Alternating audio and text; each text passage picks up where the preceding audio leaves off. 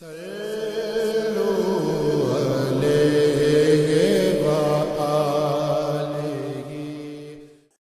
المومنین میمونہ رضی اللہ تعالی عنہا سے روایت ہے، انہوں نے کہا کہ نبی کریم صلی اللہ علیہ وسلم سجدہ گاہ یعنی چھوٹے مصلے پر نماز پڑھا کرتے تھے۔ صحیح بخاری حدیث نمبر 381۔ حضرت عائشہ رضی اللہ عنہا نے فرمایا کہ میں رسول اللہ صلی اللہ علیہ وسلم کے آگے سو جاتی اور میرے پاؤں آپ کے قبلے میں ہوتے۔ جب آپ سجدہ کرتے تو میرے پاؤں کو آہستہ سے دبا دیتے، میں اپنے پاؤں سمیٹ لیتی اور آپ جب کھڑے ہو جاتے تو میں انہیں پھر پھیلا دیتی۔ ان دنوں گھروں میں چراغ بھی نہیں ہوا کرتے تھے۔ صحیح بخاری حدیث نمبر 382۔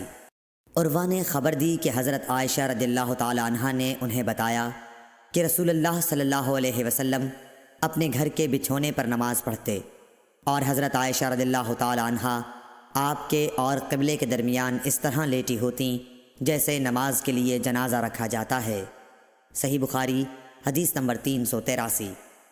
عروہ بن زبیر سے روایت ہے کہ نبی کریم صلی اللہ علیہ وسلم اس بچھونے پر نماز پڑھتے جس پر آپ اور حضرت عائشہ رضی اللہ تعالی عنہا سوتے، اور حضرت عائشہ رضی اللہ تعالی عنہا آپ کے اور قبلے کے درمیان اس بستر پر لیٹی رہتیں۔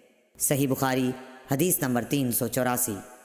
انس بن مالک رضی اللہ تعالی عنہ نے کہا کہ ہم نبی کریم صلی اللہ علیہ وسلم کے ساتھ نماز پڑھتے تھے، پھر سخت گرمی کی وجہ سے کوئی ہم میں سے اپنے کپڑے کا کنارہ سجدے کی جگہ رکھ لیتا۔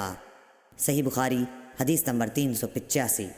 ابو مسلمہ سعید بن یزید ازدی نے انس بن مالک رضی اللہ تعالی عنہ سے پوچھا کہ کیا نبی کریم صلی اللہ علیہ وسلم اپنی جوتیاں پہن کر نماز پڑھتے تھے؟ تو انہوں نے فرمایا کہ ہاں۔ صحیح بخاری حدیث نمبر 386۔ ابراہیم نخعی حمام بن حارث سے روایت کرتے تھے، انہوں نے کہا کہ میں نے جریر بن عبداللہ کو دیکھا، انہوں نے پیشاب کیا، پھر وضو کیا اور اپنے موزوں پر مسح کیا، پھر کھڑے ہوئے اور موزوں سمیت نماز پڑھی۔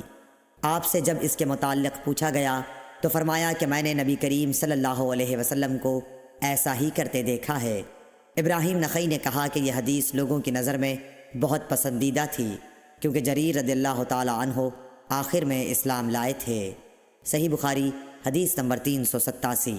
مغیرہ بن شعبہ نے کہا کہ میں نے نبی کریم صلی اللہ علیہ وسلم کو وضو کرایا، آپ نے اپنے موزوں پر مسح کیا اور نماز پڑھی۔ صحیح بخاری حدیث نمبر 388۔ حذیفہ رضی اللہ تعالی عنہ نے ایک شخص کو دیکھا جو رکوع اور سجدہ پوری طرح نہیں کرتا تھا۔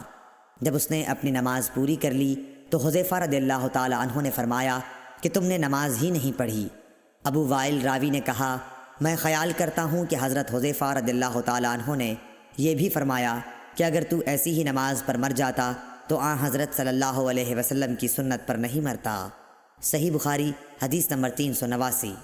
عبداللہ بن مالک بن بحینہ سے روایت ہے کہ نبی کریم صلی اللہ علیہ وسلم جب نماز پڑھتے تو اپنے بازوؤں کے درمیان اس قدر کشادگی کر دیتے کہ دونوں بغلوں کی سفیدی ظاہر ہونے لگتی تھی، اور لیث نے یوں کہا کہ مجھ سے جعفر بن ربیعہ نے اسی طرح حدیث بیان کی۔ صحیح بخاری حدیث نمبر 390۔